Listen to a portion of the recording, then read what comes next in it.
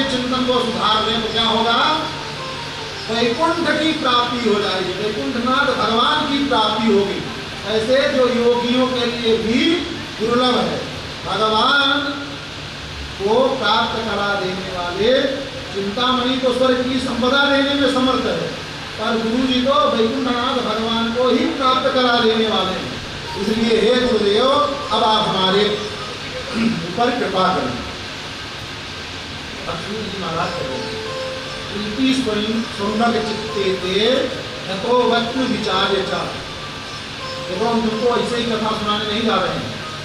ये सौनक जी, तुम्हारे हृदय में भगवान के प्रति प्रीति है, या भगवान के कथा सुनने के प्रति प्रीति है, इसलिए मैं तुमको ये सर्व सिद्धांत निष्पन्नम संसार भय नाशनम, अब ये ऐसी कथा मैं सुनाने जा रहा हूँ, सर्व सिद्धांत निष्पन्नम, जितने भी सिद्धांत है, सर्व सिद्धांत, उन सिद्धांतों से निकला हुआ एकमात्र जो सिद्धांत है भक्ति का, भगवान को प्राप्त करने वाला, वो मैं सिद्धांत संसार भय नाशनम, जो संसार के भय को नष्ट कर देने वाला है, वही ज्ञान मैं प्रदान करूंगा। जो भक्ति को बढ़ाने वाला है, भक्ति तो सबके हृदय में होती है, भक्ति को बढ़ाने वाला है, और ऐसी भक्ति होती है, पर वो भक्ति, देखो भक्ति का मतलब क्या होता है? भक्ति का मतलब कुछ और नहीं होता है, भक्ति का मतलब होता है प्रेम। सबके हृदय में थोड़ा बहुत तो प्रेम होता ही है, किसी कम होता है, किसी ज्यादा होता है, पर वो प्रेम करते क्या है? कोई पति को प्रसन्न करने में प्रेम को लगा रहे हैं, किसी बेटा को, किसी बेटी को, कोई रिश्तेदार को, कोई समाज को, कोई नेता को, कोई नेत्री को, कोई ऑफिसर को, तो पता नहीं लगा रहे हैं इसमें। ऐसा नहीं, यहाँ सूर्य जी महाराज कर रहे हैं, जो तुम्हारी वो भक्ति है ना, जो भक्ति का वर्धन होगा, कृष्ण संतोष हेतुकम, तो जो भक्ति बढ़ेगी तो क्या करेगी? श्री कृष्ण को संतुष्ट करने वाली भक्ति। भक्ति तो सबके है, दूसरे को संतुष्ट कर रहे हैं, और ऐसी भक्ति जिससे कि श्री कृष्ण चंद्र संतुष्ट होने, ऐसी भक्ति का संवर्धन होगा। देखो, जो श्रीमद् भागवत है, श्रीमद् भागवतम शास्त्रम कलौ कीरेण भाष्यम, जो श्रीमद् भागवत शास्त्र है, कलयुग में श्री सुखदेव जी महाराज ने परीक्षित जी के लिए वर्णन करके सुनाया। एक तस्माद अपरम किंचित मना शुद्धि न विद्यते। आप जितने भी, अब आप पढ़े हैं कि नहीं पढ़े हैं भगवान ने, पर सब थोड़ा बहुत जानते हैं, बहुत कथा सुने होंगे, सुनाई होंगे। संसार में कोई ऐसा साधन नहीं है जो मन की शुद्धि के लिए हो। जितने भी साधन है संसार में, जितने भी साधन, चाहे जप करें, चाहे यज्ञ करें, चाहे हवन करें, उन सब का मतलब है मन की शुद्धि के लिए। कार्यक्रम जितने होते हैं इसके लिए होते हैं, मन की शुद्धि के लिए। तो ये जो साधन है, एक तस्माद परम किंचित मना शुद्धि न विद्यते, मन की शुद्धि के लिए इससे बड़ा और कोई साधन नहीं है। जितनी जल्दी ही इससे मन शुद्ध हो जाता है, पवित्र हो जाता है, अन्य साधन के करने से मन पवित्र नहीं होता है। और जब अंतःकरण में मल भरा पड़ा है तो ठाकुर की समझ में आने वाले नहीं है।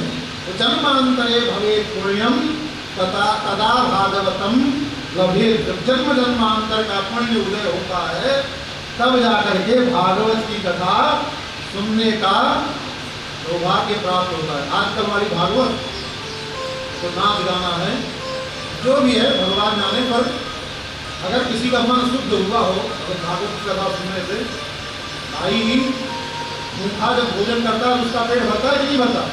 भरता है। कथा सुनने का उद्देश्य क्या है? मन की शुद्धि, भगवान से प्रेम, कथा सुने, मन शुद्ध हुआ क्या? भगवान से जो प्रेम होना चाहिए वो प्रेम हुआ क्या? तो कथा सुनने का मतलब हुआ क्या? जब भोजन करने से पेट भरता है और कथा सुनने से मन शुद्ध नहीं होता है, या तो भोजन में कोई कमी हुई, भोजन बासी होगा, उल्टा सीधा होगा, उसमें कुछ ऐसा द्रव्य मिला होगा जो पेट न भरे हो, पेट खाली कर दे, है कि नहीं? ऐसा भी भोजन होता है। भोजन भी तो कई प्रकार के होते हैं ना। किसी के भोजन करने से शरीर पुष्ट होता है, कोई भोजन करने से शरीर का नाश भी होता है, ऐसा भी होता है। तो आपने कैसी कथा सुनी है वो स्वयं को ही पता चलेगा। मना शुद्धि न विद्यते जन्मांतरे होए पुण्यम सदा भागवतम रहे। जन्म जन्मांतर का जब पुण्य उदय होता है तब भागवत की कथा सुनने का सौभाग्य प्राप्त होता है। ऐसा मत सोचो किसी को नहीं होता है, नहीं होता तो घर द्वार छोड़ करके लोग साधु ऐसे नहीं हो जाते। लेकिन साधुओं में बहुत लोग पैसे के लिए साधु हो जाते हैं, और सब साधु वैसे ही नहीं होते हैं। साधुओं में अच्छे साधु भी होते हैं। हमने तो देखा एक महापुरुष, दिव्य महापुरुष को इन्हीं दृष्टि से, क्योंकि हम सबने जीवन का लगभग 30 वर्ष कोई अपराध न करके केवल साधुओं के बीच में रहे, और ऐसे ऐसे महापुरुषों के बीच में रहे हैं, ऐसे ऐसे महापुरुषों के बीच में रहे हैं जिनके बारे में सोचना भी मुश्किल है, सोच भी नहीं सकते। एक महापुरुष उन्होंने देखा इसे भागवत की कथा सुखी होते, तो भगवान की कथा है, भगवान के प्रेम की कथा है, ये इतना पवित्र चीज है कि इसके प्रति जो दुर्व्यवहार होता है उसको देख करके मन में कष्ट होता है। तो उन्होंने बहुत अच्छे साधक के मन में हुआ कि जो लोग गलत कर रहे हैं उसको हम कथा सुनाते हैं लोगों को। फिर उनके मन हुआ तैयार भी हो गए कथा करने के लिए, लेकिन अंत में मन हुआ कि छोड़ो ये संसार है, ये लोग बनते बिगड़ते, कहीं हम अपना साधन छोड़ करके इनको सुधारने के चक्कर में गए तो कहीं हम ही न बिगड़ गए। तो सब छोड़ करके वीतराग महापुरुष आज भी अभी हैं, और सब कुछ निवृत्त होकर के, और कैसे वो साधु है वो भी कथा सुन करके ही साधु। तो ऐसे ही महापुरुष होते हैं, ऐसा नहीं कि नहीं होता।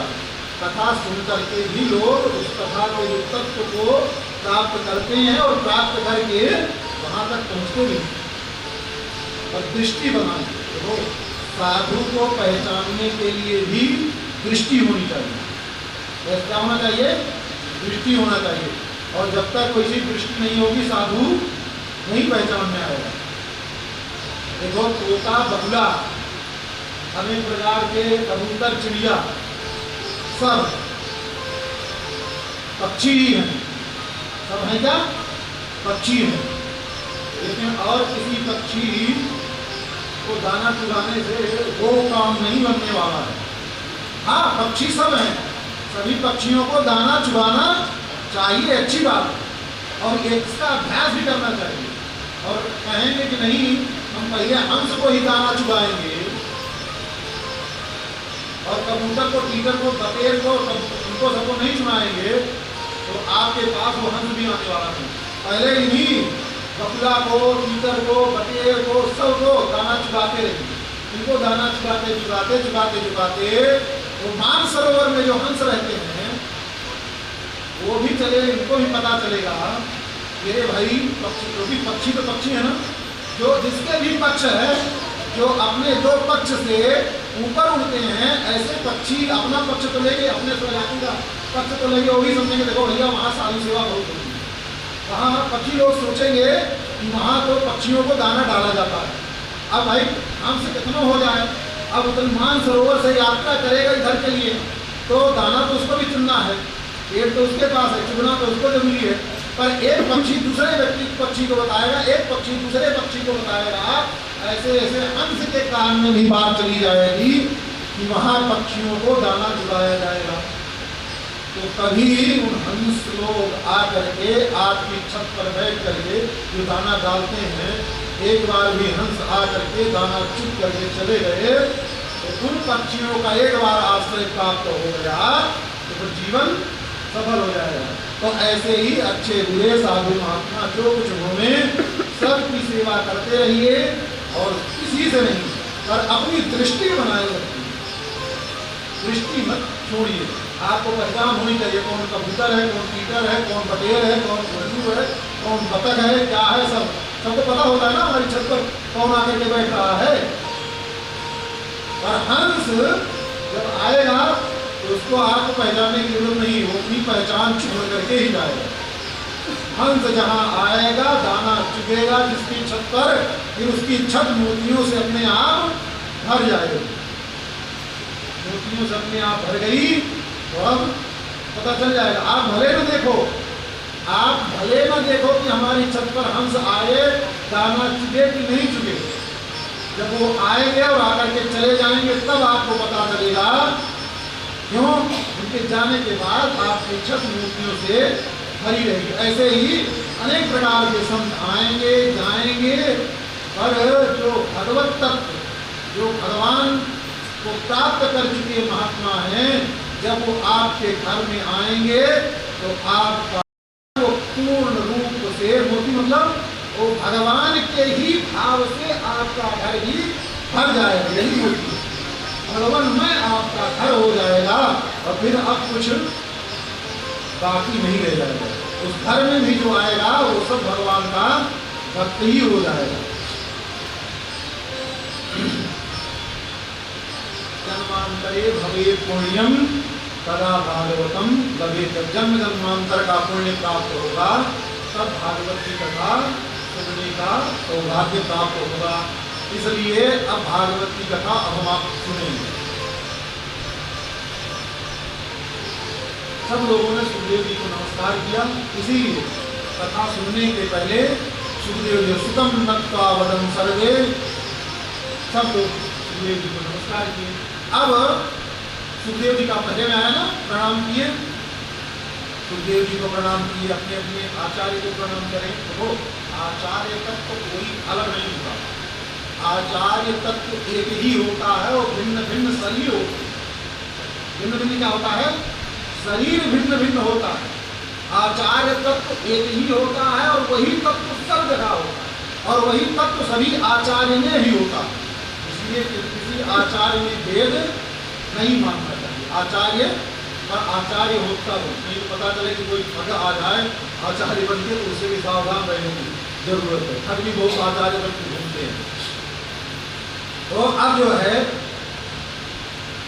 तो इस कथा को जो है जो हम सुना रहे हैं, महाराज इतना बड़ा पुण्य है।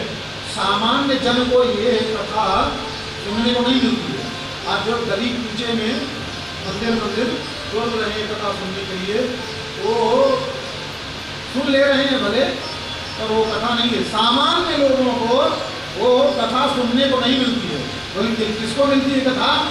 अब यहाँ वर्णन करके सूत जी महाराज कहते हैं, देखो उनको उदाहरण देकर के बता रहे हैं। सूत जी महाराज कह रहे हैं सुनकादि ऋषियों के। बात यह है, जब कथा शुरू हुई, कहाँ शुरू हुई कथा? श्री सुखदेव जी महाराज ने परीक्षित जी महाराज को कथा सुनाना प्रारंभ किया। कहाँ? सुखताल में। सुखताल में परीक्षित जी बैठे थे। उसी समय जैसे ही उद्यत भय कथा सुनाने के लिए, उसी समय इंद्रादि देवता जो स्वर्ग के देवता हैं, सुधा कुंभम विहित्वैव देवांस तत्व समागमन, अमृत का कलश लेकर के आए और आकर के सुखदेव जी महाराज को प्रणाम किया।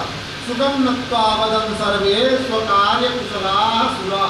तो दो बात हो गई, एक तो कथा सुनने में कुशल है और दूसरे क्या होते हैं? स्वकार्य कुशला। कुछ लोग अच्छे होते हैं, हर जगह अच्छी बात ही करते हैं, अच्छा काम ही करते हैं, और वो क्या करते हैं? अपना काम बनाने वाले ना ना, वो केवल अपना काम बनाते हैं। उनका अपना काम बने, बाकी और किसी से मतलब नहीं होती। देवता शरीक है, इसीलिए देवता कहते हैं कि स्वकार्य कुशला कौन है? सुरा। ये देवता लोग केवल अपना काम बनाने में कुशल है, तो जहाँ इनको अपना काम बनाना पड़ता है बना लेते हैं। तो सुधा प्रक्षस्व सुधा कम्मम कुंभम प्रयक्षस्व गीत्वैव कथा विमाम। ये सुखदेव जी को प्रणाम किया। प्रभु ये परीक्षित तो मरने के लिए उसको साथ मिला है कि 7 दिन में जो है मर जाएंगे, मरने के भय से कथा सुना। ऐसा करो, हमने अमृत का कलश दिया है, इस अमृत के कलश को परीक्षित को दे दो। जो आप कथा सुनाने जा रहे हो, ये कथा आप हमको सुना दो। सुखदेव जी ने तो सोचा बड़ी अच्छी बात है, वैसे श्रोता की परीक्षा करनी चाहिए।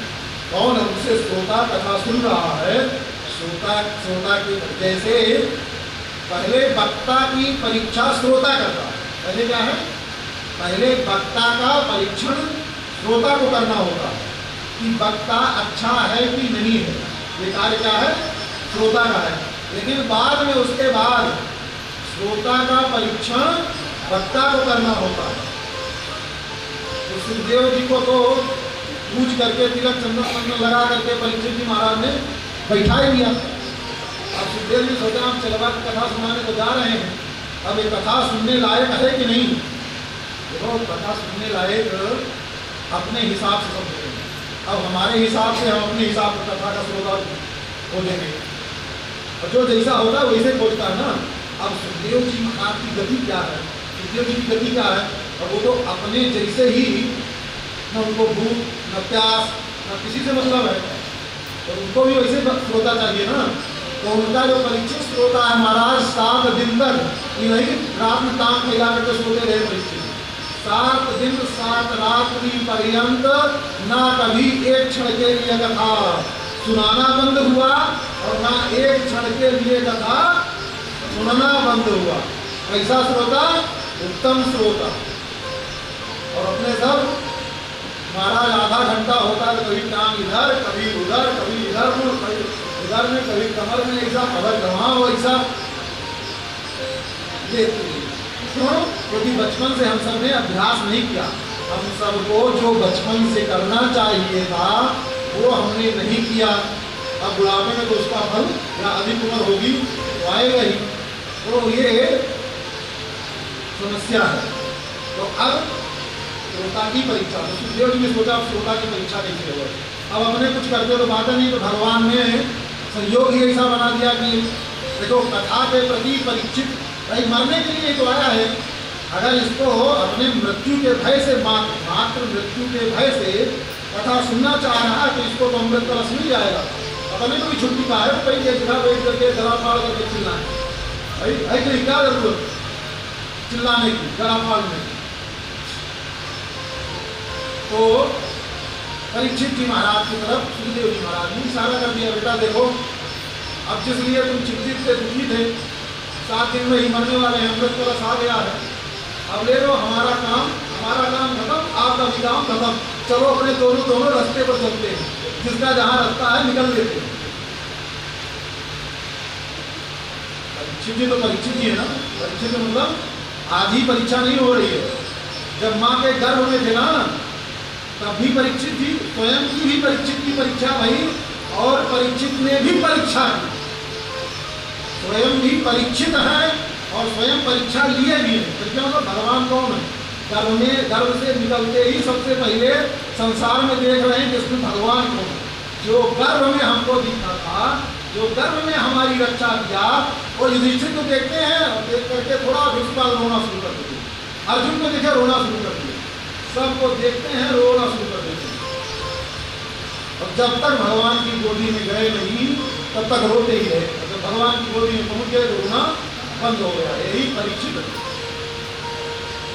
और परीक्षा ये प्रत्येक जीव की। तो अब परीक्षित जी महाराज तो भाई इतने उत्तम है, तो उन्होंने सीधे हाथ जोड़ दिए, महाराज अब ऐसा है कि ये देवता लोग वैसे ही है, आपकी जो भागवत की कथा है उस कथा को छोड़ करके, कथामृत को छोड़ करके ये स्वर्ग का अमृत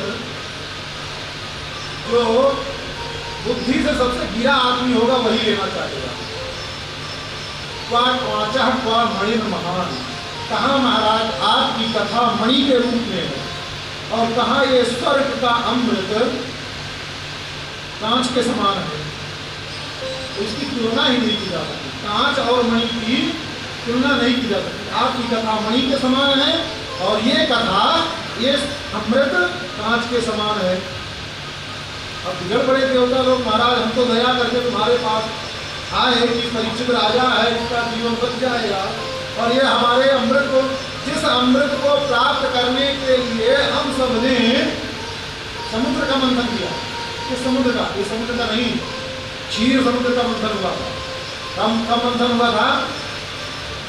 क्षीर समुद्र का मंथन हुआ था, क्योंकि क्षीर सागर भगवान कहाँ निवास करते हैं? क्षीर सागर में। समझिए, एक कथा को सुने बहुत है, पर कथा को समझिए थोड़ा। और क्षीर समुद्र का मंथन क्यों हुआ? मंथन इस अमृत पाने के लिए मंथन नहीं हुआ। कथा आगे सुनेंगे। लक्ष्मी जी भगवान के चरण को नाग पर्यंक पर रख दिया और अपने क्षीर समुद्र में प्रवेश कर गए। लक्ष्मी जी की दृष्टि संसार से हरी अभी नष्टम प्राप्त त्रिभुवनम संप्रत्यनंत्योदयम। श्री जी जब तक क्षीर समुद्र में बैठ करके इस संसार में अपनी दृष्टि से इस संसार को देख रही हैं, तब तक ये संसार हरा भरा, इसमें रत्न की पानी सब दिखाई दे रही है। श्री जी की दृष्टि हटी, सारा संसार रुन्न मुन्न, ना कपड़े, ना तो कोई शोभा, ना धन, ना संपत्ति, न खाना, न पीना, क्योंकि सब लक्ष्मी है। सारी लक्ष्मी, संसार की जितनी लक्ष्मी है, सब अपने देवता से लेकर के सब नंग धड़ंग, न खाने को न पीने को, सब परेशान हो गए श्री जी की दृष्टि। तो समुद्र मंथन किस लिए हुआ था? तुमने कहा सुनाया होगा, अमृत के लिए। समुद्र मंथन अमृत प्राप्ति के लिए नहीं हुआ। असल में समुद्र का मंथन तो श्री जी प्रकट हो में, आगे कहा श्री जी प्रकट हो में, और प्रकट होकर के इस संसार पर दृष्टि डालें, तब ये संसार पुनः अपने ऐश्वर्य को प्राप्त हो। कैसे ऐश्वर्य को प्राप्त होगा? जब तक लक्ष्मी जी की दृष्टि नहीं पड़ेगी, तब तक ये संसार ऐश्वर्यवान नहीं हो सकता है। तो श्री जी प्रकट हो, उनकी दृष्टि पड़े, तो ये संसार ऐश्वर्यवान हो गए। श्री जी के प्रागट्य के लिए समुद्र का मंथन किया गया। अच्छा, श्री जी प्रवेश की क्षीर समुद्र में, क्योंकि भगवान क्षीर समुद्र में निवास करते हैं। और आप कहो कि लवणाकर जो आज का समुद्र खारे पानी वाला, जिसका पानी मुंह में रखा, क्या स्थिति हो जाएगी? समुद्र का पानी मुंह में रखे कि नहीं रखे? नहीं रखे ना, कभी रख करके देखिए, मौका मिले तो। अरे महाराज, पीने के बाद छोड़ दिए, वो अंदर चला जाएगा ना, तो घंटों तो मुंह का स्वाद वैसे बिगड़ जाएगा। हाँ, अंदर गया नहीं, अंदर मत ले जाइए, केवल भर लीजिए मुंह में, उसके बाद 1 घंटे तो वो स्वाद बिगड़ा रहेगा, पता नहीं कितने लगेगा। आप कल्पना करो, इस समुद्र का मंथन होता तो लक्ष्मी प्रकट होती काले समुद्र से, तो पता नहीं क्या केकड़ा फेकड़ा वो सब प्रकट होते, लक्ष्मी प्रकट होने वाली नहीं। क्षीर समुद्र, क्षीर सागर का मंथन हुआ, तो उसमें से श्री लक्ष्मी जी प्रकट हुई, और फिर उसके बाद उस समुद्र से अमृत प्रकट हुआ। तो ऐसे समुद्र से जो अमृत प्रकट हुआ, और उसमें भगवान को भी 4 अवतार लेके गए। और एक तो भगवान अजित, भगवान विष्णु ने नहीं, भगवान का उस समय का अवतार भगवान अजित का अवतार हुआ था। अजित भगवान ने समुद्र का मंथन करवाया था, ठीक है। और एक तो अजित भगवान, और दूसरे मंदराचल जब डूबने लगा तो बाराह भगवान, ठीक है। और चौथे भगवान ने सबके अंदर शरीर में शक्ति रूप से प्रकट किए, और चौथे में, तीसरे में, और चौथे में स्वयं धन्वंतरी जी भी, धन्वंतरी जी भगवान के ही स्वरूप हैं, वो भी प्रकट है। तो जिस वस्तु और पदार्थ के लिए भगवान को भी 4 अवतार लेना पड़ा, उसको आप कह रहे हो कि 5 है। देखो, देवताओं को महत्व समझ में आता है, क्योंकि उनके पास भैया 5 तो 5 ही होता है। अब उसको चाहे जो हो, बोले कैसे होता? देखो महाराज, बोले समझिए, बच्चा अगर रोने लगे, घर में खिलौना हो, खिलौने कोई मतलब नहीं, हवाई जहाज हो, खिलौने के रूप में हवाई जहाज हो। अब छोरा चिल्लाना शुरू कर दे, हमको तो हवाई जहाज देना, हमको हवाई जहाज देना। और वो हवाई जहाज है, बच्चा उठपटांग कर रहा था तो ऊपर वाली टांग पर फेंक दिए, अपने हाथ भी नहीं पहुँचता, उसको कैसे ले? और माँ बाप कहेंगे वो ज़्यादा हो रहा है, पहले तो सोचे थे ठीक हो जाएगा, बदमाशी कम करेगा, चलो इसको निकाल के जो खिलौना दो। अब पहुँच भी नहीं रहे, तो 1 पाटा, 2 पाटा, 3 पाटा, 4 पाटा लगा करके तब हाथ पहुँचा, और पहुँच करके हमने हवाई जहाज को निकाल, खिलौने को हवाई जहाज निकाल करके बच्चे को दे दिया। अरे उस खिलौना का महत्व उस बच्चे के लिए है, और उस माँ और बाप के लिए नहीं है जो खिलौना निकाल करके दे रहा, उसके लिए उस खिलौने का कोई महत्व नहीं, तो खिलौना है। ऐसे ही तुम्हारे उस अमृत का ठाकुर जी के लिए कोई महत्व नहीं। हाँ, तुम सब रो रहे थे, धो रहे थे, चिल्ला रहे, तो भगवान ने 4 अवतार लेकर के दे दिया। और महाराज ये तो जो आपका अमृत है ना, ये अमृत भी आपका बड़े अनर्थ का मूल है। बोले अमृत और अनर्थ का मूल, बोले हाँ अनर्थ का मूल है। कैसे महाराज? अरे भैया कोई बहुत अच्छा खाने में लगा, बोले अमृत के समान है महाराज। हर जगह किसी की करना करो, बोले अमृत लगा खाने में पैसा लगा, फल मिल जाए तो सेब मिल जाए, कुछ भी मिल जाए तो सबके अमृत से तुलना दे रहे, और आप कह रहे हो अनर्थ का। बोले महाराज जो संसारी लोगों के लिए है, जो अर्थ को अनर्थ और अनर्थ को अर्थ समझते हैं। बोले कैसे? बोले आपके इस अमृत में बहुत से दोष हैं। बोले कितने दोष हैं? बोले बहुत दोष हैं। अब इतने दोष हैं कि अब हम दूसरी कथा शुरू कर देंगे। बोले नहीं नहीं, अब बताओ। अब आप किसी भी बेटा को कहो कि तुम्हारे बेटा में इतनी गलती है, और वो अपने बेटा को आज तक बहुत अच्छा समझता रहा हो, और आप उसकी नहीं नहीं तुम्हारे बेटे में बहुत कमियां हैं, तुम समझ नहीं पाए हो, बहुत सी गलतियां हैं। बोले नहीं महाराज, बताओ ही आपको बताना ही पड़ेगा क्या कमी है। अब आप बैठ करके बताओ कि सुखदेव जी कैसे? पहले सुखदेव जी ने कथा नहीं सुनाई, पहले परीक्षित जी ने कथा सुनाई। किसको? देवताओं को। परीक्षित जी ने कहा देखो भैया, आपका जो अमृत है ना, आपके लिए बहुत उत्तम है, पर हमारे लिए नहीं है। क्यों नहीं है? सबसे पहली बात है ये नागोच्छिष्टम, ये नागों के द्वारा उच्छिष्ट है, नागों का जूठा है। बोले महाराज नागों का जूठा कैसे है? बोले अमृत कहाँ है? बोले हमारे कलश में है। बोले तो एक कलश में है। और अमृत का कुंड कहाँ है? बोले अमृत का कुंड तो पाताल में है। ये पाताल में, ये तो एक कलश है, अमृत कुंड कहाँ है? पाताल में है।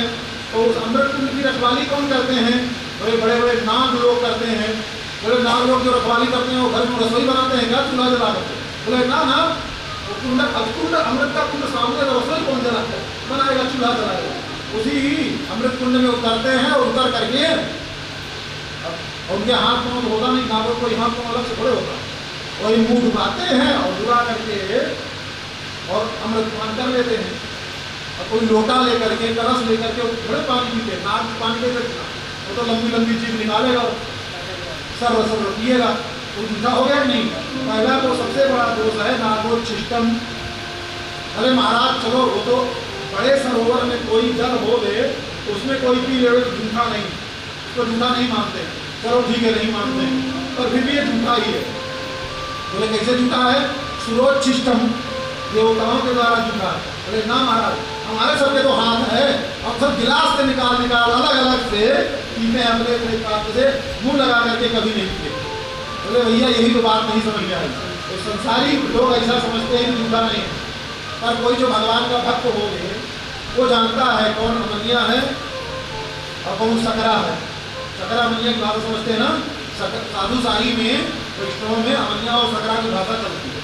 आपने रसोई बनाई, रसोई बना करके रख दिया, अब उसमें से आपने एक रोटी भी किसी को उठा करके दे दी और भगवान को भोग नहीं लगा, तो क्या हो जाएगी? वो सकरी रसोई हो जाएगी। रसोई क्या हो गई? अब उससे भगवान का भोग नहीं लेगा। फिर से रसोई शुद्ध करो, और फिर से रसोई की साफ सफाई करो, रसोई साफ हो जाए, फिर से रसोई बनाओ, और पहले ठाकुर जी को भोग लगाओ, और भोग लगा करके फिर जिसको देना हो भोग, अब उसके बाद पूजा अगला सकरा नहीं होने वाला है।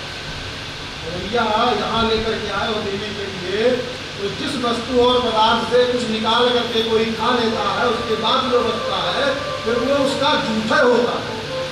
तो ये सुरोच्छिष्ट, ये देवताओं के द्वारा जूठा है। तो बहुत आपने भी सुना है, तो बहुत लंबा श्लोक है। और नागोच्छिष्टम सुरोच्छिष्टम, नागों का छिष्ट है, देवताओं के चुष्ट है, इसलिए उच्चिष्ट नहीं करना चाहिए। मद मात्सर्य वर्धनम, महाराज ये अमृत पी लेते हैं तो अहंकार बढ़ जाता है, मद हो जाता है, मात्सर्य भी होता है। अच्छा ये बताओ, कोई देवता अमृत पी करके अब शरीर स्वस्थ हो गया, कोई रोग नहीं होगा, कोई स्वर्ग में बैठ करके माला लेकर के भगवान का भजन करता है क्या? ये तो ना करते क्या है, वो सब रंभादिक अप्सराएं आती, रोसिया सब मदमत हो जाए, पीते हैं अमृत, और फिर अप्सराएं आती हैं और उनके सामने मदमत ना हो करके और अप्सराओं का नृत्य देखते हैं। भजन तो करते नहीं अमृत पीने के बाद। और फिर और आपस में सोचते रहते हैं कि अरे ये तो इतना बड़ा पद प्राप्त होकर लिया है। पहले तो आपस में ईर्ष्या, और नहीं छूटता है तो फिर मृत्यु लोक की तरफ दृष्टि आती है तो देखते हैं वो इतना भजन कर रहा है, इसके भजन में कैसे बाधा डालो, यही मास्टर ना हो, दूसरे का काम बिगाड़ने वाला अच्छा आदमी होता है क्या? और देवता लोग क्या करते हैं, दूसरे का जो भजन करने वाला हो, भगवान का नाम मिले हुए उसका काम बिगाड़ने निकले तो अच्छा आदमी है भाई। अच्छा खाना खाओ, कहते हैं ना कि शुद्ध अन्न खाओ तो मन भी शुद्ध होता है। अगर तुम्हारा शुद्ध अमृत ही नहीं है, उसको खा रहे हो तो यही न करोगे मन आश्चर्य वर्धनम। और अंत में जो सबसे बड़ा दोष है देह बंधन कारकम, एक ही शरीर में शरीर को बांध देता। बोले महाराज अमृत का मतलब है यही है कि अमृत पी लेगा तो फिर वो मरेगा नहीं। बोले हाँ महाराज वो आपके लिए ठीक है, लेकिन हम जैसे व्यक्ति के लिए नहीं ठीक है। बोले क्यों नहीं ठीक है? अरे कोई भी संसार का आदमी मरना नहीं चाहता क्या? मरना चाहता है क्या? नहीं मरना चाहता। बोले चाहे ना चाहे महाराज भी संसार को भगवान ने बनाया है तो भगवान से ज्यादा ज्ञानी कोई नहीं है। भगवान ने यहाँ मरना जीना बनाया है तो यहाँ के लोगों के लिए मरना जीना ही ठीक है। अगर लोग मरना बंद कर देंगे तो समस्या खड़ी हो जाएगी। बोले कैसे समस्या? मान लो कोई एक व्यक्ति है, उसको अमृत मिल गया पीने को, मिल गया, उसने पी लिया, अब उसको मिला, उसके खानदान को नहीं मिला ना। एक व्यक्ति को मिला अमृत पीने के लिए, बाकी खानदान के लोग मरेंगे, मरेंगे कि नहीं मरेंगे? बाकी मरेंगे। तो अब वो मुँह तरीके लड़का है, उसी के सामने उसका बेटा मरे, बहू मरे, फिर उसके बाद नाती मरे, पोता मरे, लाइन लग जाए पूरे खानदान उसी के सामने मरे। इससे बड़ा नरक और कुछ होगा क्या? होगा कुछ? बड़े बूढ़े के सामने ही उसके घर के एक एक बच्चे क्रम से मरते चले जाए, महाराज उसकी कैसी दशा होगी? अच्छा है उसके लिए? नहीं है। चलो ठीक है, बेशक इतना मरते मरते मरते मरते देखते देखते चलो संसार का काम है, बेशरम होगा, कोई मर जाए कोई कुछ हो, इसको कोई फर्क नहीं पड़ता। तो महाराज अंत में कलयुग आने वाला है, आज का समय ऐसा समय आएगा। तो कलयुग में कुछ होंगे ऐसे, वो अपने को वैज्ञानिक समझेंगे, कहेंगे कि हम वैज्ञानिक हैं, पर कहने के लिए है विज्ञान और वैज्ञानिकता अलग चीज होती है। तो वो अपने को वैज्ञानिक कहेंगे, तो वो क्या करेंगे, उनको पता चलेगा कि फला जगह पर, ऐसी जगह पर दिल्ली में कहाँ ईश्वर महादेव में एक है, वो महाराज अमृत पिए हैं, 1000 साल से अभी तक मरे नहीं। बोले पकड़ करके ले आओ। बोले पकड़ करके, अब भाई आप सरकारी संपत्ति हो जाएगी ना, अब आप सरकारी संपत्ति 1000 साल हो गया, आप क्यों नहीं मरे? अब आप पर शोध होगा, तो शोध कैसे होगा? शोध कैसे होगा? अब एक एक नस चीरेंगे, वैज्ञानिक लोग क्या करेंगे? अब इसमें कौन सा तत्व, इसके शरीर के किस अंग में कौन सा तत्व विराजमान है जिसके कारण ये 1000 वर्ष से जीवित है? और ये तत्व पकड़ में आ जाए तो कम से कम सबको ये तत्व, भाई तत्व का पता चलेगा तो सबको 1000 वर्ष की आयु मिल जाएगी। अब इसी को शोधने के लिए तो नस को, एक एक नस को, शरीर में कितनी नसें? 72,000 नाड़ियां हैं। अब 72,000 नाड़ियों को फाड़ना शुरू करेंगे, और जो 72,000 नाड़ियां फटती है, जानते क्या होता है? जब एक साथ 72,000 नाड़ियां फटती हैं तभी जीव मरता है। और नरक में क्या होता है? नरक में यही होता है, जो नरक में जीव जाता है, कहीं तेल में फुलाते हैं, कभी ये करते हैं, कभी जिंदा स्वर्ग तो नहीं देखा, अमृत पी करके स्वर्ग तो देखने को उसको मौका मिला नहीं, बैठे बैठाए इसी कलयुग में, इसी में नरक का दर्शन उसको यही होना शुरू हो जाएगा। तो महाराज आप माफ करो, अपना अमृत आप लेकर के जाओ, या हमको आपके अमृत की जरूरत नहीं है। इतनी बात काहे के लिए? कथा के प्रति जिसकी इतनी दृढ़ आस्था होवे, कथा सुनने के प्रति जिसकी इतनी दृढ़ आस्था होवे, उसके समान संसार में सब तुच्छ लगे, वो कथा का अच्छा और सच्चा श्रोता। हमने भी देखा है कुछ ऐसे घटना नहीं, और कुछ ऐसे श्रोताओं को देखा। एक प्रधान श्रोता थे, कथा सुन रहे थे, और कथा के बीच में समाचार आया कि बेटे का एक्सीडेंट। आप लोग सोचो किसी को भी आकर के सूचना दे, हमारे बेटे का गाड़ी से एक्सीडेंट हो गया है, कितने लोग रुके गए, आकर के सूचना दिया, महाराज जी कथा क्या हुआ? बोले कुछ नहीं, बस ऐसी छोटी सी बात हो गई है, आपको कथा सुनाई। कथा सुनो, पूरी कथा सुनो। महात्मा थोड़ी देर के लिए थोड़े से चेहरे को प्रसन्नता आई, एकाएक सुना, और उसके बाद फिर वही प्रसन्नता पूर्वक पूरी कथा सुनी। और कथा जब तक कथा हुई, किसी को और मना कर दिया सुनाने वाले, किसी दूसरे को बताना नहीं, और चुप होकर के खुद भी यहीं बैठकर कथा सुना। जो हुआ वो हो गया, और जो होना होगा वो होगा। एक कथा में कहा है तो फिर बताओ, और कथा दो होने दो, उनको कथा लाभ करते ऐसे भी श्रोता होते। और इसी अभी की बात 10-5 साल की, बहुत ज़्यादा दिन की बात नहीं, तो ऐसे श्रोता को कथा लाभ करती है। और जिसको जो है बात पर इधर उधर करना हो, उसके लिए ठीक है, काम चलता है। तो अब जो है श्री सुखदेव जी महाराज ने देखा कि हमारा श्रोता दिव्य, इसको हमारी कथा के अलावा और कुछ नहीं चाहिए, इसके जीवन में कथा के लिए और कुछ नहीं चाहिए, उसको भगवान सब कुछ देते हैं। इसको सब कुछ देते हैं। सनत कुमारों को देखा, आगे कथा आएगी। सनत कुमारों का यह स्वरूप है, आशा व्यसन बसन या नहीं रघुपति चरित हो कहाँ चुनई। ये सनत कुमारों के लिए तुलसीदास जी ने कहा, आशा यही चाहते भी हैं, उनके वस्त्र भी नहीं है, यही व्यसन भी है। क्या है? रघुपति चरित हो कहाँ चुनई। उनका दार खाना पीना रहना ओढ़ना खाना जो कुछ है वो सब कुछ भगवान की कथा। तो कभी सुना आपने सनत कुमारों को किसी के दरवाजे पर भीख मांगने गए? नारद जी गए और भी गए, दुनिया भर के सब लोग गए, सनत कुमार किसी के दरवाजे पर कभी नहीं गए। उनकी सारी पूर्ति स्वयं भी अपने आप भगवान सब कुछ करते हैं। जो कथा को सब कुछ मान लेता है, भगवान उसके लिए सब कुछ करते हैं। और जो थोड़ा थोड़ा मानता है, तो भगवान भी उसके लिए थोड़ा ही थोड़ा करते हैं। तो भगवान किसी के लिए कहते महाराज भगवान हमारे साथ ऐसा करते, भगवान किसी के साथ नहीं करते। हम आप अपने साथ जैसा करते हैं, हम आप जैसा अपने साथ करते हैं, वैसे हमारे साथ होता है। भगवान किसी के साथ करते कराते, भगवान में इतना समय कहाँ कि चले तो सबके जो है इंजेक्शन लगा दो। अब सब लोगों की दृष्टि थी, बोले चलो देखेंगे, होता ना मन में द्वेष होता ना, उन्हें हमारे अमृत का अपमान किया, हम देख लेंगे। अब देवताओं के मन में भी हुआ, ठीक है कथा सुनो देखते हैं क्या होगा, कथा सुनो देखते। सब चले गए। अरे मूर्खानंद, वहाँ सुखदेव जी ने तो माना नहीं दिया था कि परीक्षित सुना रहे हैं, तुमको नहीं सुनाएंगे। और भी सारे ऋषि लोग बैठे थे, सारे ऋषि लोग बैठे थे, तुम भी वहीं बैठ करके भगवान की कथा सुन लेते।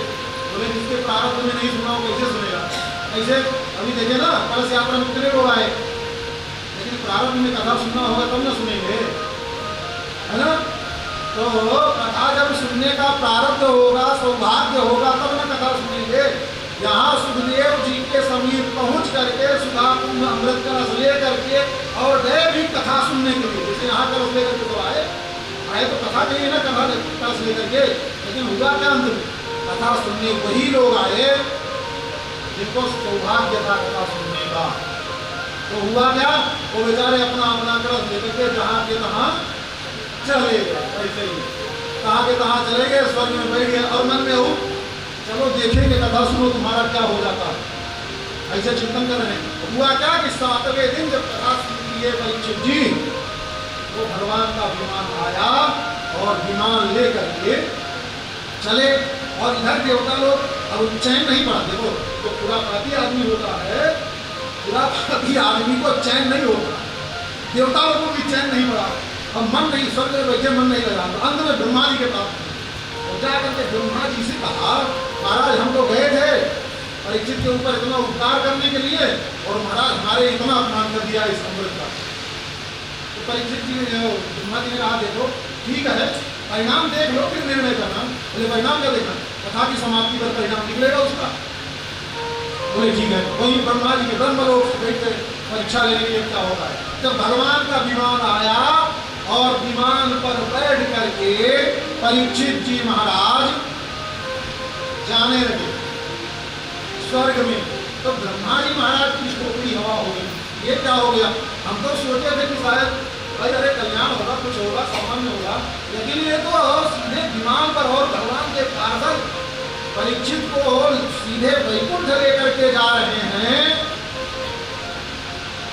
ब्रह्मरातो विचार्य काव्यों मोक्षम तथा वीक्ष्य पुरा घाता विस्तृता। ब्रह्मा जी महाराज भी विस्तृत हो गए। तो सत्य लोके तुलाम रखा, अब तराजू मंगाए, ले आओ भैया, हमको भी समझ भागवत का कितना महात्म्य है, भागवत की कितनी श्रेष्ठता है, इसके लिए एक तराजू मंगाए। और संसार के जितने भी शास्त्र हैं, शास्त्र में बताए गए जितने साधन हैं, उन सारे साधनों को एक तराजू के पड़वे पर रख दिया और एक पड़वे पर श्रीमद् भागवत रख दिया। अंत में जितने साधन थे वो सब के सब साधन उठ गए और जिसमें श्रीमद् भागवत रखी हुई थी वो नीचे हो गया। तो श्री ब्रह्मा जी महाराज ने निरे भगवत रूपम शास्त्रम भागवतम कलौ। ब्रह्मा जी महाराज ने भी हाथ जोड़ लिया, ये भागवत भगवान का रूप ही कलयुग में है, इसमें और भगवान में कोई भेद नहीं है। पठनात् श्रवणात् सद्यो वैकुंठ फलदायकम। ऐसा नहीं कि कथा वाचक को बुला करके अपने यहाँ कथा सुनोगे तभी वैकुंठ मिलेगा, ऐसा भी नहीं। कहते हैं सबसे पहले क्या है? पठनात्, भागवत जी को ले लो और स्वयं पढ़ो, और नहीं पढ़ सकते तो श्रवणात्, पढ़ने से और सुनने से। ज्यादा दिन लगे नहीं, सत्य तुरंत वैकुंठ फलदायक, वैकुंठ को प्राप्त करा देने वाला ये श्रीमद् भागवत। महाराज ऐसा होता है क्या? तो सूत जी से सौनकादिक ऋषियों ने कहा, महाराज आप ये बात को बताइए, अब किस प्रकार से इस कथा को सुनते हैं, इसकी विधि क्या है और कैसे ये सुना जाता है, ये वर्णन करते हैं। सप्ताह श्रवण विधि कुमारी पत्र भाषितम। एक बार की बात है, ये सप्ताह की जो विधि है, इस विधि को सनत कुमारों ने नारद से कह करके सुनाया। ने कहा, महाराज नारद को कहा जो विग्रह नारद जी महाराज तो संसार में उनको कोई जरूरत नहीं, सुनते रहते हैं, उनको ये कैसे सुनना चाहिए, कैसे पढ़ना चाहिए, कैसे भागवत करना चाहिए, इसकी विधि सुनने को उनको जरूरत क्या पड़ेगी? अरे भाई पड़ गई जरूरत, कभी कभी गाड़ी नाव पर, कभी नाव गाड़ी पर, दोनों स्थिति होती है। तो कोई कितना हो, देखो भगवान का स्वभाव आप जान लीजिए, थोड़े में समझ लीजिए तो समझ में आ जाए। कोई कहे, अपने को कहे कि मैं ऐसा नहीं करता, तो ठाकुर जी महाराज ऐसी लीला करेंगे तो इससे वही करा दो। हमारी ऐसी की तैसी मुख्यमंत्री वो बड़का समझ रहे हो ना, तो करना ही पड़ेगा। जो संसार में हम नहीं रहते, हम ये नहीं करते हैं, भगवान एक दिन ऐसा बना देते हैं, भिखमंगा बना देते, तुम मांगते भी। इसलिए संसार में किसी के प्रति बंद करके मत बैठिए कि मैं ये करता हूँ, यही करता हूँ। जैसे सामान्य जीवन भीतर वैसे जीवन बिताइए, और आप निश्चय नहीं लेंगे हम बढ़ के ताकि हम पैसा छूटे नहीं। तो भगवान ऐसे लीला करेंगे, पैसे के बीच में रहना वाला छूटे चाहे न छूटे। तो भगवान के यहाँ हमने खुद स्वयं पर अनुभव किया, जिस चीज को हमने अपने जीवन में बहुत बुरा समझा और अंत में आकर के वही चीज हमारे खोपड़ी पर चला। ऐसे सबके जीवन में होगा। इसलिए किसी को अच्छा बुरा मत समझो, जो हो रहा है ठाकुर जी की इच्छा से हो रहा है, और उसी को ठाकुर जी की इच्छा मान करके स्वीकार कर दो, किसी में कल्याण हो। और इतने बड़े भगवान बने तो ठाकुर जी किसी का फल जो है रहने देते नहीं, तो फल तो ठाकुर जी का ही होना चाहिए, अपना बल नहीं होना चाहिए। तो नारद जी महाराज चले, नारद जी महाराज चलते कैसे हैं? तो चलते नहीं है, बजाते गाते भगवान नाम संकीर्तन करते हुए। आप लोग नारद जी महाराज आ रहे हैं, नारायण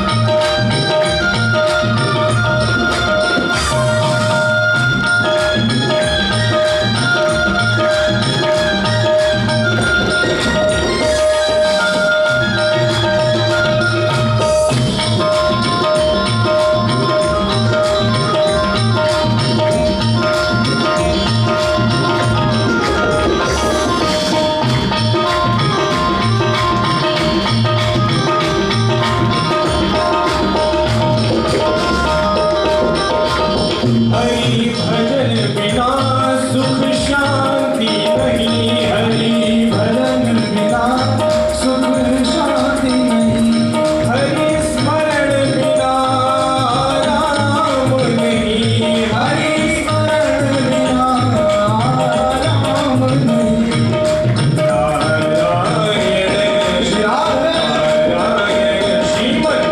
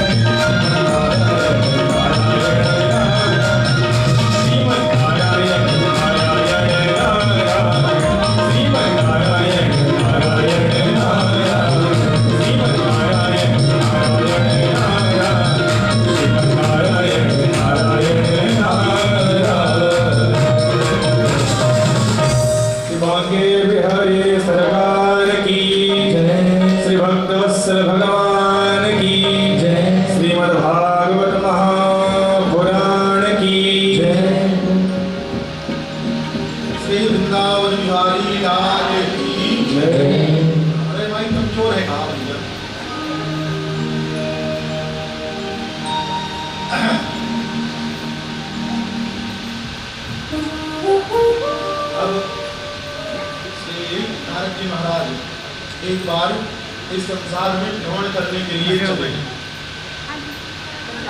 सोचे कलयुग का समय आ गया है, देखना चाहिए इस कलयुग में भगवान के भक्त लोग कैसे रहते हैं, क्योंकि संसार में तो अब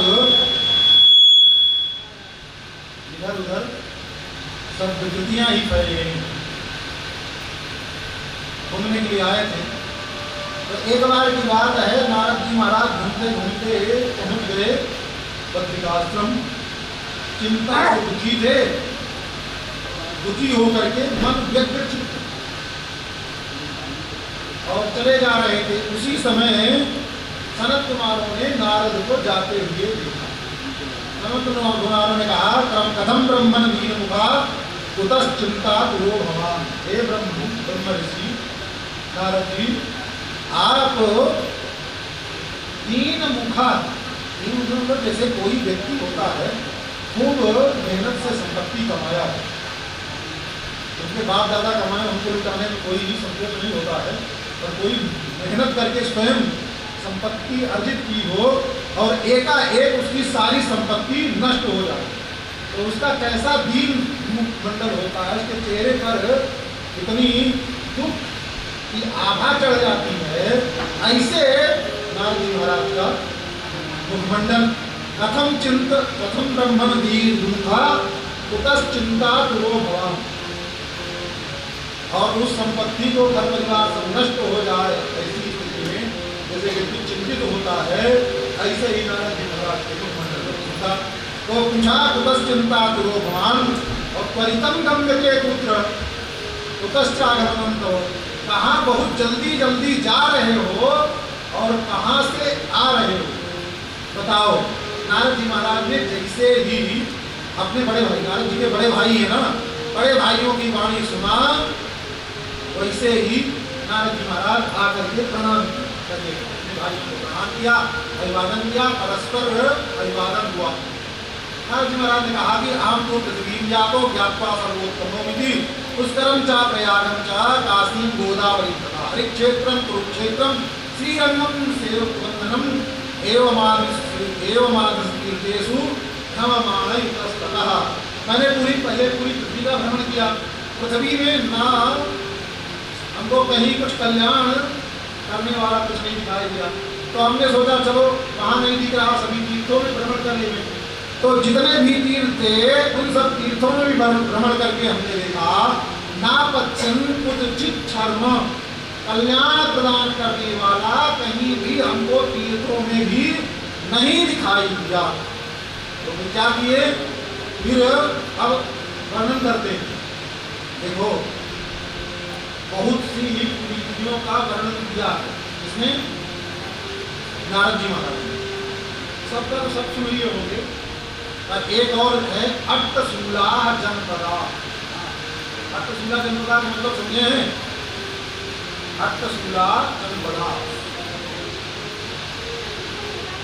तो संसार के लोग अट्टशूल हो गए। अट्टशूल का मतलब, अट्टशूल का मतलब है प्राचीन काल में हमारे यहाँ की मर्यादा थी, ना तो अन्न बेचा, मतलब अन्न नहीं, ना तो बना हुआ भोजन बेचा जाता था, और ना तो बना हुआ मतलब पकाया हुआ भोजन खरीदा जाता।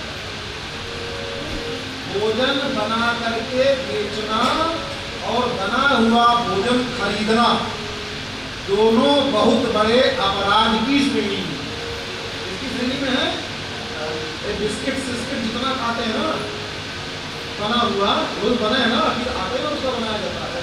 ये जितना मटरी सटरी दालमोट फालमोट है, ये जो सब कुछ खाते हैं सीधे सीधे अपराध ही खाते हैं। संसार में अट्टशूला जनपदा, खाना बना करके बेचना और खरीदना ये संसार में, और इसीलिए सबका मन बिगड़ गया, सबका तन बिगड़ गया और सबका रहन सहन बिगड़ गया। प्राचीन काल में हमारे यहाँ कभी कोई अन्न की बिक्री नहीं होती, अन्न कोई बेचता था ना खरीदता था, और प्रायश्चित है उसके लिए। श्रावण के महीने में भी आएगा, श्रावण का महीना आता है, जब श्रावणी होती है तो श्रावणी में जब संकल्प लेते हैं, महासंकल्प होता है, तो उसमें संकल्प में आता है कि महाराज हम बेचा हो, मतलब बना हुआ अन्न अगर खाए हो खरीद करके और उस बने हुए अन्न को बेचे हो, उस सबका प्रायश्चित होगा। और चाहे मठ मंदिर भी हो, बुरा मत मानना, मठ मंदिर में अगर थाली का रेट तय हो गया है 80 रुपया, 200 रुपया, 150 रुपया, वहाँ भी कलयुगे का बात, ये जहाँ कलयुग का बात, कलयुग शुरू। इसलिए हमारे यहाँ भी श्रीरंगम में जो लोग जाते हैं, महाराज थाली का रेट कर रहे हो, बोलते भैया क्या है वो कलयुग में हमको ही बसाना चाह रहे हो, जिसकी मर्जी आएगा देगा, जिसकी मर्जी आएगा नहीं देगा। अरे देखो, कोई ना किसी को देता है ना कोई किसी से कुछ लेता, इतना बात समझो। तीर्थ में आप जाओगे, जिसके यहाँ रहोगे वहाँ आप खाओगे, आप कुछ नहीं दे करके जाओगे। जो तीर्थ में किया हुआ धर्म है वो सारा धर्म जिसके यहाँ रहे हो, जिसके यहाँ खाए हो, सब दे करके चले जाओगे, ठीक है। और रुपया पैसा दे दोगे, धन संपत्ति जो दे दोगे, तो और जो कम पुण्य था कहीं इधर उधर त्रुटि भी भई होगी और उसकी पूर्ति हो जाएगी। तो अपने तो दोनों तरफ लाभ मिलते, अपने तरफ कोई नुकसान नहीं। कोई कितनों मारवाड़ी समाज में बहुत लोग पैसा कहते हैं महाराज और ऐसे काम नहीं चलेगा, कैसे आश्रम चलेगा, तो ठाकुर जी चला रहे हैं और चलता रहेगा, अपने कोई कुछ करना धरना नहीं है। तो ऐसी स्थिति ही हो गई है, थाली का रेट तय हो गया, पर्ची बढ़ती है महाराज, कलयुग आ गया। वहाँ आने कितनों भगवान का प्रसाद कहो, जगन्नाथ छोड़ करके बाकी और सब जगह का प्रसाद खरीदने में एक है, वहाँ जगन्नाथ भगवान के प्रसाद में ये दोष नहीं है, उसको छोड़ करके जगन्नाथ भगवान के प्रसाद के छोड़ करके अन्यत्र जो है पैसा दे करके, चाहे तिरुपति में ही खरीदो, वो भी क्या है होटल सरीके की वहाँ होता है, भगवान का थोड़े होता, इतना भगवान को कहाँ ले जाकर देखे, वो बना नहीं था दुनिया भगा कहीं करके सब बनाते हैं।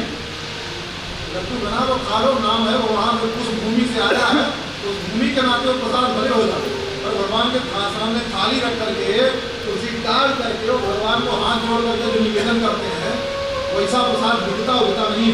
और ऐसे जो प्रसाद को बेचेगा वो महानरक में जाएगा, उसको कहीं और छुटकारा हो भी नहीं सकता है। तो अट्टशूला जनपदा, इतने समझ लो, बाकी बहुत सी बातें। अब ये तो ऐसी कथा हो जिसमें साल भर 2 साल 4 साल सुनाने, तब ऐसे बढ़िया चले तो अच्छे समझ आएगा। बाकी तो कतों निमज्जन कतों प्रणामान और कतों विलोकत माना ऐसे करना पड़ेगा। थोड़े दिन पहले अयोध्या में शुरू हुआ था। एक बाटी बाबा है, आश्रम है, पूरी अयोध्या से दूर बाहर जंगल में वहाँ पेड़ है, उसी में कुछ दिन कथा प्रेम से कथा करते थे और कोई नहीं, ज़्यादा से 15-20 साधु लोग होते थे और डेली 1 घंटा 2 घंटा वहीं चर्चा होती, बड़े प्रेम से, कोई निकलती तो कोई मारा नहीं। उसमें सुनाने में मन लगता था और सुनने में भी मन लगता था, कोई भागा नहीं। तो अब ये कार्य नहीं करना चाहिए। तो कहते हैं कि ऐसे सभी प्रकार के विनाशपूर्वक जितने कृत्य हैं उन कृत्यों को देखता हुआ मैं संसार में भ्रमण कर रहा था। यमुना तटमापन्नो यत्र लीला हरेर भूत, मैं यमुना तट पर पहुंच गया जहाँ भगवान श्री हरि ने लीला की। तो वहाँ क्या हुआ? तत्काश्चर्य मया दृष्टम, वहाँ भी मैंने एक आश्चर्य देखा। सब जगह देखा तो वहाँ आश्चर्य था, पर वृंदावन में जो देखा वो महान आश्चर्य था महाराज। वो इससे बड़ा आश्चर्य था। क्या आश्चर्य था? एकाकु तरुणी तत्र विषण्णा खिन्न मानसा, वहाँ एक तरुणी स्त्री लेटी हुई है, बहुत दुखी है। वृद्धौ को पतितौ पार्श्वे, तो वृद्ध उसके पार्श्व मतलब उसके जंघे में, एक जंघे पर इधर सर रख करके एक जंघे पर इधर सर करके दो लेटे हुए हैं और वो बेचारे इतने दुखी हैं कि श्वास भी नहीं ले पा रहे हैं। और अपने उन दोनों सोए हुए को वो शुश्रूषन्ति प्रबोधन्ति रुदन्ति च तयोः पुरा, उनकी सेवा भी कर रही, उनको जगा भी रही है और रुदन भी कर रही है। और 10 भिक्षु निरीक्षण, 10 दिशाओं में देख रही है। कैसे देख रही है? कोई आ करके हमारी सहायता करे। जैसे डूबता हुआ कोई व्यक्ति है ना, तो कोई डूबता हो, देखो चारों का चक्कर मगर कैसे करता है, कोई आकर के बचा ले, कोई आकर के बचा ले, उसकी दृष्टि ऐसे होती है। ऐसे ही डूबते हुए व्यक्ति की जैसी दृष्टि होती है बचाने वाले के प्रति, ऐसे ही 10 भिक्षु निरीक्षण की न कक्षाकारम निजम वपु, अपनी कक्षा के लिए कोई मिल जाए। क्या है? कहते उसके पास में सैकड़ों स्त्रियां उसकी सेवा कर रही हैं। बीज जमाना सतस्त्री वो जमाना मोरमुह, सैकड़ों स्त्रियां, कोई पंखा लिए है, कोई चवर लिए है, कोई जल लिए है, कोई खाने के लिए फल लिए है, उसकी सेवा में सैकड़ों स्त्रियां उपस्थित हैं। उसके बाद भी उसका दुख दूर नहीं हो रहा है। तो क्या हुआ? दृष्टा दूरागता सोहम कौतुकेन तदन्तिकं मां दृष्ट्वा चोचिता वाला क्यों भला चाप सरीर। मैं इस आश्चर्य में दृष्टि को लेकर के उनके समीप चला गया। जब उसने हमको देखा और हमने उसको देखा तो बोले यहाँ तो ये पुरुष हैं, बाकी सब स्त्रियाँ, और साधु को क्या जरूरत है स्त्रियों के बीच में रहने की? ऐसो ही सन्यास की, और इतना बड़ा कोई सन्यासी हो स्त्रियों के बीच में जाएगा तो काजल की भीख पर लागी है। ये साधु को अपनी मर्यादा बना करके रखिए, जिसकी जो मर्यादा है उस मर्यादा में वो रहे। और साधु को क्या करना है? भीड़ में जहाँ ज्यादा स्त्रियां हो वहाँ साधु महात्माओं को नहीं जाना चाहिए, मर्यादा तुम्हारा चलते रहे। जब चलने लगे तो देवी जी ने पुकारा, वो साधो क्षण तिष्ठ मत चिंता विनाशय, हे प्रभु आप रुको और आप तो हमारी चिंता को दूर करो। आप आए तो हमको लगा कि हमारा कल्याण होगा, आप तो छोड़ के जा रहे हो। दर्शनम तो लोकस्य सर्वथा आपको देखे तभी लगा कि आप हमारा कल्याण करोगे, आप जा रहे हो। अनेक प्रकार के वाक्यों से भक्ति देवी ने संतुष्ट किया। नारद महाराज आगे पूछे, कासुत्तम वामी मौचे मां नारिया का पद्मलोचना, तुम कौन हो और ये दोनों कौन है, और ये कमल नेत्र वाली जो स्त्रियां हैं ये कौन है? देवी ने कहा, अहम भक्ति खाता, मेरा नाम भक्ति है, सारा संसार भक्ति के नाम से हमको जानते। इमों में तनयो मतौ, और ये दोनों मेरे पुत्र हैं। ज्ञान वैराग्य नामानु, इनका नाम ज्ञान और वैराग्य है। और गंगाद्याचरितस्येवाः मत्सेवार्थम समागता। गंगा आदि जो अनेक नदियां हैं वो सब हमारी सेवा में आकर के समागत हो गई हैं। यही जो स्त्रियों के रूप में दिखाई दे रही हैं, ये सारी नदियां हमारी सेवा में तत्पर हैं। एक तपोधन आप यहाँ पधारे हैं, अब हमारी इदानीं सुन वार्ता सचिष्टम तत्तपोधना, अब हमारी आप बात सुनो। क्या सुने? देखो, उत्पन्ना द्राविडेश्वाहम वृद्धिम कर्नाटके गता। मेरा जन्म तो द्रविड़ देश में हुआ। द्रविड़ देश मतलब दक्षिण भारत में। उत्पन्ना द्राविडेश्वाहम वृद्धिम कर्नाटके गता, और मेरी वृद्धि कर्नाटक प्रदेश में हुई। पश्चिम महाराष्ट्र, मैं उस युवावस्था में कहीं कहीं महाराष्ट्र में भी गई। और गुर्जरे धीमताम गता, और जैसे गुर्जर प्रांत में प्रवेश की मैं बूढ़ी हो गई। और वृंदावन पुनः प्राप्य मैं नवीन स्वरूपिणी, जैसे मैं वृंदावन को प्राप्त हुई पुनः फिर नवीन हो गई। पर महाराज मैं तो नवीन हो गई, पर मेरे बेटे जो है बूढ़े के बूढ़े ही रह गए। इन पर कोई वृंदावन का असर नहीं पा। साहम तरुणी कस्मात सुतो वृद्धा विमोक्ता, तो मैं तरुणी क्यों हो गई और ये मेरे पुत्र वृद्ध ही क्यों रह गए? अब आप ये बताओ। अतः सोचामि चात्मानं विस्मयाविष्ट मानसः, मैं यही सोच रही हूँ कि ऐसा क्यों हो गया। अब आप कृपा करके बताओ।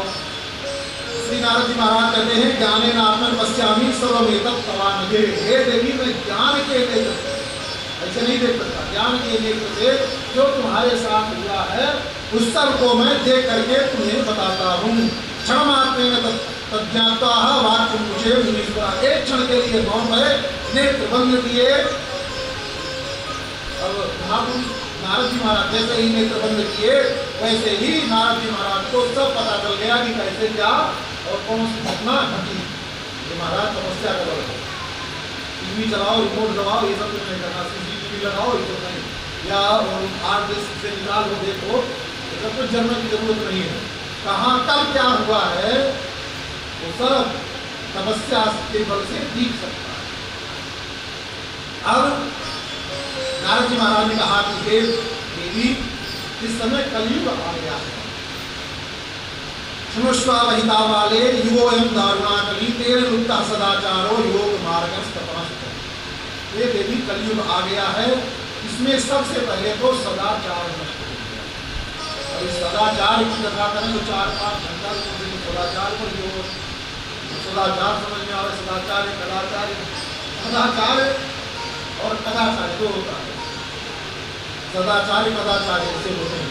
तो सदाचार लुप्त हो गया, और सदाचार मुक्त हो गया तो योग भी नष्ट हो जाएगा, क्योंकि जिसका आचार विचार ठीक नहीं है।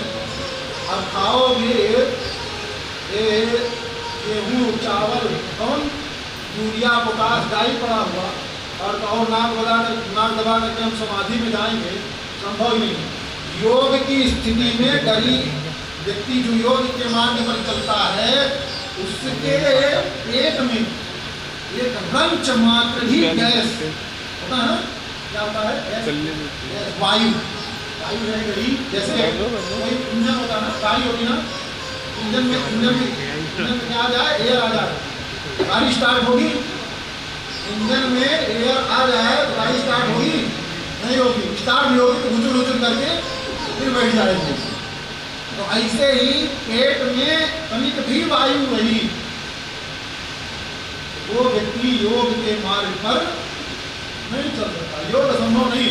नाक दबाओ, कान उठाओ, इधर चढ़ाओ उधर चढ़ाओ, ये योग नहीं। ये तो व्यायाम है, कर लो। और ये किस लिए है? शरीर को स्वस्थ